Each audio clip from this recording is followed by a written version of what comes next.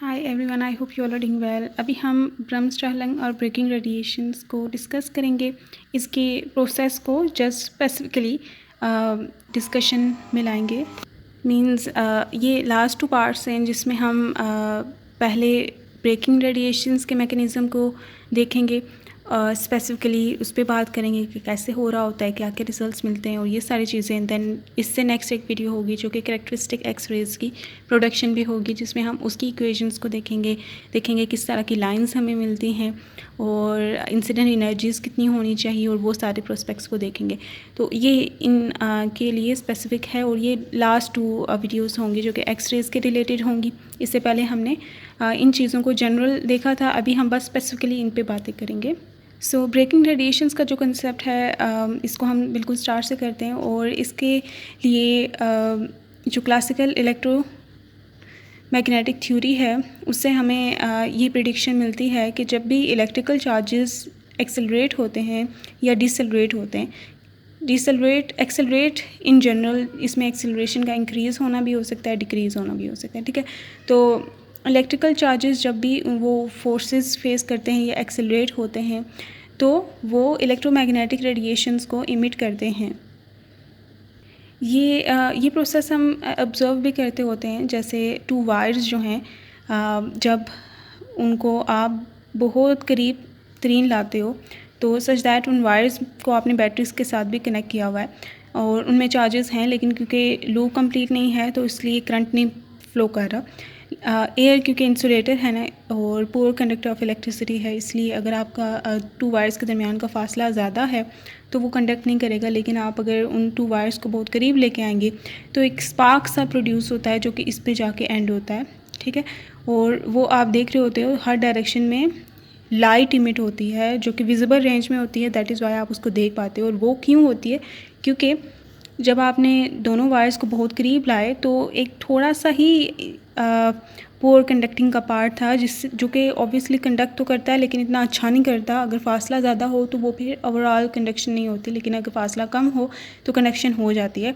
तो इलेक्ट्रॉन्स ने यहाँ से एक्सेलरेट करके दूसरे एंड ऑफ द कंडक्टर की तरफ वो गए, वायर की तरफ गए और during the motion they accelerated, ठीक है। हमेशा वो एक्सेलरेट करते हैं, कोई भी करंट ऐसा नहीं है जो कांस्टेंट स्पीड से मूव कर रहा हो। हमेशा आपके पास कांस्टेंट स्पीड से, मतलब करंट से मुराद में ले रही हूँ इलेक्ट्रॉन्स, हमेशा वो एक्सेलरेट कर रहे होते हैं, डिसेलरेट कर रहे होते हैं, कोलिजन हो रही होती है, हीट लॉसेस हो रहे होते हैं, वो सारी चीज़ें होती रहती हैं। तो all the time electromagnetic wave generate हो रही होती हैं और उन्हीं की वजह से हीटिंग इफेक्ट जो है वायर्स में प्रोड्यूस होता है।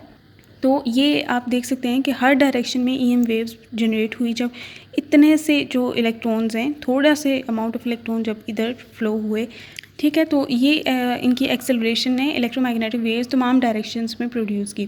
तो ये वाला प्रोसेस हम पहले से भी देखते आ रहे थे। तो ब्रेकिंग रेडिएशंस में जो इलेक्ट्रॉन्स के थ्रू रेडिएशंस इमिट होती हैं वो भी इसी वजह से होती हैं कि इलेक्ट्रॉन्स इलेक्ट्रिकली चार्ज पार्टिकल्स हैं। तो जब electrons which are like very highly energetic particles, मतलब उनको एनर्जी बहुत ज़्यादा हमने दी हुई है, एक्सेलरेट किया हुआ है to a very high potential, such that उनकी जो एनर्जी है kinetic energy, that is E times V, where V is the potential difference between anode and cathode, ठीक है। एनोड और कैथोड के दरमियान का जो पोटेंशियल डिफरेंस है वो है, तो वो किलो इलेक्ट्रॉन वोल्ट से मेगा इलेक्ट्रॉन वोल्ट्स तक होता है।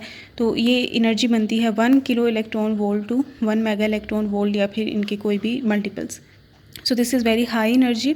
और इस एनर्जी से के काइनेटिक एनर्जी के इलेक्ट्रॉन जब मूव कर रहे होते हैं टूवर्ड्स एनोड और जाके एनोड के साथ स्ट्राइक करते हैं, तो एनोड में हमने देखा था कि why we need heavy nuclei, ठीक है। हैवी न्यूक्लियाई हमें चाहिए ताकि इन जो बेलगाम घोड़े हैं इनको लगाम दी जा सके। तो उसके लिए बहुत स्ट्रॉन्ग इन्फ्लुएंस का सेंटर चाहिए, पॉजिटिव सेंटर। वो फिर हाई एटॉमिक नंबर के न्यूक्लियाई हो सकते हैं, जैसे टंगस्टन है जिसके 74 एटॉमिक नंबर है। सो यहाँ पे जो न्यूक्लियाई के साथ ये इंटरैक्ट करते हैं, तो इंटरैक्शन के नतीजे में क्योंकि ये हाईली पॉजिटिव चार्ज है तो वो उसको अट्रैक्ट करता है और अट्रैक्ट करते हुए इसको डिसेलरेट करता है और डिसेलरेट करते हुए इसकी स्पीड को बहुत ज़्यादा घटा देता है। अब एक दफ़ा में ही इलेक्ट्रॉन की, अगर वो इलेक्ट्रॉन को रेस्ट पे ले आए, ठीक है, जैसे जो कोलिजन है वो एक दफ़ा भी हो सकती है, वन इवेंट भी हो सकती है और मल्टीपल इवेंट भी हो सकती है। मींस कि इलेक्ट्रॉन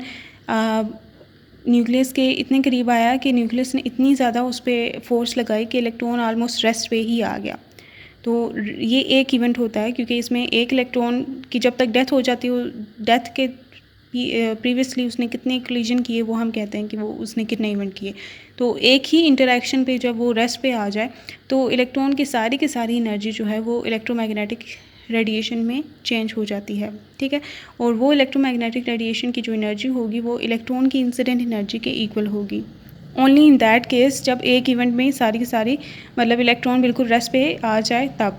और कुछ इवेंट्स होते हैं कि जिनमें इलेक्ट्रॉन लेट्स से न्यूक्लियस से कुछ फासले पे हैं, क्योंकि सारे के सारे इलेक्ट्रॉन सीधा जाके हेड पे तो नहीं कोलाइड करते होते, कुछ दूर होते हैं, कुछ ज़्यादा करीब होते हैं। तो जितना इलेक्ट्रॉन न्यूक्लियस के करीब होगा उतनी ही ज़्यादा तेज़ी, ज़्यादा फोर्स वो एक्सपीरियंस करेगा एंड हेंस ज़्यादा एनर्जी का वो इलेक्ट्रोमैग्नेटिक फोटोन इमिट करेगा। तो ये जो ज़्यादा दूर होते हैं ना उनकी एनर्जी ज़्यादा लूज़ नहीं होती, तो वो इलेक्ट्रोमैग्नेटिक रेडिएशन इमिट करते हैं लेकिन लेस एनर्जी की, सच दैट अभी भी इलेक्ट्रॉन ज़िंदा है और वो किसी और न्यूक्लियस के साथ भी इंटरेक्ट कर सकता है। तो ये फिर मल्टीपल इवेंट्स के बाद जाके ये इलेक्ट्रॉन डाई आउट होता है और मल्टीपल इवेंट्स के नतीजे में वो इलेक्ट्रॉन जो EM रेडिएशन इमिट करता है वो स्लाइटली लेस एनर्जी की होती है then it would have been जो फर्स्ट इवेंट, मतलब मैक्सिमम एनर्जी की नहीं होती, उससे कम एनर्जी की होती हैं। लेट्स से हमने 1 किलो इलेक्ट्रॉन वोल्ट के इलेक्ट्रॉन्स भेजे और सिंगल इवेंट से हमें 1 किलो इलेक्ट्रॉन वोल्ट के करस्पॉन्डिंग एक्सरे मिलेगा। हेंस हमें पता है ना कि वो हम बात करते हैं एनर्जी की। और अगर मल्टीपल इवेंट से हो रहा है लेट्स से हमें फिर जो एनर्जी का मिलेगा 0.5 किलो इलेक्ट्रॉन वोल्ट के लेट्स से 2 हमें मिल गए, फोटॉन्स मिल गए, 2 फोटॉन्स मिल गए लेकिन आधी एनर्जी के। तो ये भी हो सकता है, या फिर एक ही फोटोन मिला पूरी एनर्जी का, ये भी हो सकता है। तो ये मतलब energy variations on the whole सब तरह के कम्बिनेशन पॉसिबल होते हैं। दैट इज़ वाई जब इलेक्ट्रॉन इंटरैक्ट करता है with anode by means of braking mechanism तो कंटिन्यूस स्पेक्ट्रम हमें मिलता है। और ऐसे रेडिएशन जो इस मैकेनिज़्म से हों कि जिसमें इलेक्ट्रॉन को जो कि पहले बहुत हाई एनर्जी से मूव कर रहे थे, हाई स्पीड से मूव कर रहे थे, वो अचानक से रेस्ट पे आ जाए, तो ये ऐसा ही प्रोसेस है जैसे गाड़ी जो बहुत स्पीड से मूव कर रही है और उसे ब्रेक लगा के उसे रेस्ट पे ला दिया जाए। तो ये ऐसा ही मैकेनिज़्म है कि इलेक्ट्रॉन्स को ब्रेक्स लगा दी गई हों। तो इस ब्रेकिंग के वे से, ब्रेकिंग ऑफ इलेक्ट्रॉन्स के वे से जो रेडिएशन इमिट होती हैं उन्हें हम ब्रेकिंग रेडिएशंस दैट्स वाई कहते हैं। तो ये एक कंटिन्यूस स्पेक्ट्रम बनता है, ठीक है।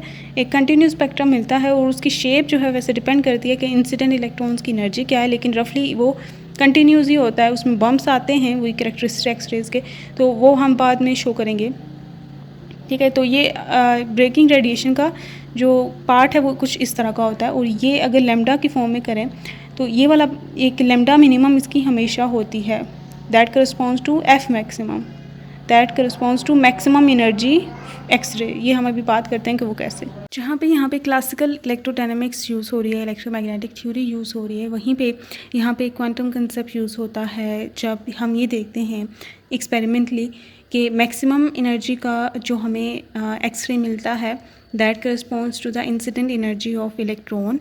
सो वो इंसिडेंट एनर्जी ऑफ इलेक्ट्रॉन के करस्पॉन्डिंग मैक्सिमम एनर्जी का एक्सप्रेशन क्या बनता है वो हम करते होते हैं कि जो इलेक्ट्रॉन की एनर्जी है वो हम E टाइम्स V, QV जो है वो अनदर एक्सप्रेशन है for the energy of charge particles. तो इसमें Q की जगह हम E यूज़ करेंगे फॉर इलेक्ट्रॉन, और times V which is the potential difference between anode and cathode which is as I told 1 kilo volt से लेकर 1 मेगा वोल्ट होता है। तो E जब इसके साथ मल्टीप्लाई करते हैं तो ये एनर्जी यूनिट्स बन जाता है। So that energy should be equals to the maximum energy of photon, जो कि according to Max Planck and Einstein's photo electric theory हम कहते हैं कि इलेक्ट्रोमैग्नेटिक रेडिएशंस भी quantized and their energy is given by this expression. Okay, अब इसमें F maximum हम फाइंड आउट कर सकते हैं in terms of lambda. C is equals to lambda F होता है और C by lambda is equals to F होगा। तो अगर लैम्डा मिनिमम होगा तभी F मैक्सिमम होगा ना, ठीक है, क्योंकि they are inverse in relation. So अगर F मैक्सिमम की यहाँ पे हम वैल्यू को पुट करें तो ये EV times H C by lambda minimum बनता है और लैम्डा मिनिमम की वैल्यू आ जाती है हमारे पास hc/eV। और जब इस एक्सप्रेशन को देखा गया तो that expression was exactly the same as it was experimentally determined before by 2 scientist जिनके नेम्स मैंने प्रीवियस वीडियो में बताए थे, लेकिन अभी मैं भूल चुकी हूँ, तो मैं यहाँ पे लिख दूँगी उनके नेम्स। वैसे तो उन्होंने एक्सपेरिमेंटली डिटर्मिन किया था ये रिलेशन, और ये क्वांटम थ्योरी को यूज़ करते हुए ये रिलेशन सक्सेसफुली डिराइव हो गया। और यहाँ पे ये जो लैम्डा मिनिमम है, this is the lower bound to the lambda values and maximum frequency के करस्पॉन्डिंग है ये, और मैक्सिमम एनर्जी का जो हमें फोटोन मिलता है वो इस लैम्डा के करस्पॉन्डिंग होता है, और सारे लेसर एनर्जी के ही होते हैं, ठीक है, और सारे लेसर एनर्जी के ही होते हैं। सो ब्रेकिंग रेडिएशन के इस मैकेनिज़्म ने हमने देखा कि इलेक्ट्रॉन जब किसी भी एनर्जी जो कि 1 किलो इलेक्ट्रॉन वोल्ट से 1 मेगा इलेक्ट्रॉन वोल्ट तक की एनर्जी के होते हैं, वो इंटरैक्ट करते हैं with very highly positively charge nuclei, तो वो इंटेंस फोर्सेस को फेस करते हैं, मतलब स्ट्रॉन्ग फोर्सेस को फेस करते हैं, जिनकी वजह से वो एक्सेलरेट करते हैं। और वो डिग्री ऑफ एक्सेलरेशन डिपेंड करती है, depends upon the force that the nuclei exert on electrons. और क्योंकि जो फोर्स वो एक्सर्ट कर रहा है वो कूलम फोर्स है ना, और coulomb force varies with distance, तो डिफरेंट डिस्टेंस पे जो इलेक्ट्रॉन्स होंगे वो डिफरेंट फोर्सेस को एक्सपीरियंस कर रहे होंगे। तो हैंस डिफरेंट डिस्टेंसेस पे different forces, different acceleration and hence different frequency के एक्सरेज फोटोन्स इमिट हो रहे होंगे, और उनकी जो मैक्सिमम फोटोन की जो एनर्जी होगी that corresponds to the incident energy of electrons. और अगर इलेक्ट्रॉन्स जो हैं वो 100 किलो इलेक्ट्रॉन वोल्ट या इससे कम की एनर्जी के हैं, तो जो इलेक्ट्रोमैग्नेटिक रेडिएशंस एक्सरेज इमिट होती हैं वो रफली तमाम डायरेक्शंस में इक्वली इमिट होती हैं, ठीक है, हर डायरेक्शन में इमिट हो रही होती है। लेकिन अगर आपके पास 1 मेगा इलेक्ट्रॉन वोल्ट तक के या फिर इस एनर्जी से ग्रेटर के एनर्जी के इलेक्ट्रॉन्स आपने इंसिडेंट करवाए हैं, तो वो जो एक्सरेज प्रोड्यूस करते हैं वो ज़्यादातर फॉरवर्ड डायरेक्शन में इमिट होते हैं, इस डायरेक्शन में। लाइक ये एनोड है ना, तो यहाँ पे इलेक्ट्रॉन बीम स्ट्राइक हुई, तो स्ट्राइक होने के बाद मोस्ट प्रोबेबल जो एक्सरेज इमिट होंगे इतने ज़्यादा electron volt, mega electron volts की एनर्जी या 100 किलो इलेक्ट्रॉन वोल्ट से ग्रेटर की एनर्जी के अगर वो इलेक्ट्रॉन्स थे, तो बम्बार्डमेंट के बाद जो मेजरली मोस्ट प्रोबेबल जो एक्सरेज हमें मिलेंगे वो फॉरवर्ड डायरेक्शन में मिलेंगे। तो ये फिर इस तरह के जो मेगा वोल्ट्स के एक्सरे ट्यूब्स होते हैं ना, उनमें हमें इस डायरेक्शन में इमिट कराए हुए इस डायरेक्शन में हमें मिल गई एक्सरेज, उसी डायरेक्शन में हमें एक्सरेज मिल जाते हैं। जैसे अगर टॉर्च है आपने जलाई, तो उसी जिस डायरेक्शन में आपने पॉइंट की होती है उसी डायरेक्शन में आपको लाइट मिल रही होती है। तो ये वैसा ही इसका प्रोसेस है, जबकि ये जो कम एनर्जी के होते हैं, लो एनर्जी के इलेक्ट्रॉन बीम स्ट्राइक करते हैं, तो वो रफली तमाम डायरेक्शंस में आपको मिल रहे होते हैं। तो आपने फिर फ़िल्टर्स को यूज़ करते हुए बहुत सारी डायरेक्शन में उनको ब्लॉक करना पड़ता है, जहाँ पे वो रिक्वायर्ड नहीं है और जहाँ पे वो चाहिए वहाँ से आप ले लेते होते हैं।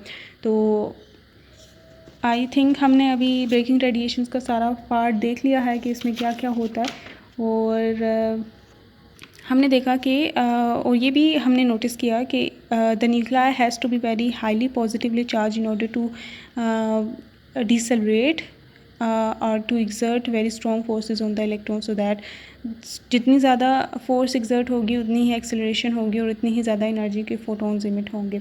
तो और ब्रेकिंग रेडिएशंस में हमने क्लासिकल इलेक्ट्रोमैग्नेटिक थ्योरी का कंसेप्ट यूज़ किया एंड क्वांटम थ्योरी को भी यूज़ किया, और ये हमने देख लिया। और इससे हमें कंटिन्यूस स्पेक्ट्रम मिलता है, और वो रफली इस शेप का होता है। इसमें बम्प्स वगैरह भी आते हैं जो कि कैरेक्टरिस्टिक एक्सरेज के होते हैं, और इस शेप ये जो शेप है दैट स्ट्रॉन्गली डिपेंड्स अपॉन के इलेक्ट्रॉन की इंसिडेंट एनर्जी क्या है, तो उस पर डिपेंड करता है कि कहाँ पीक्स आ रही होंगी, क्या कुछ होगा।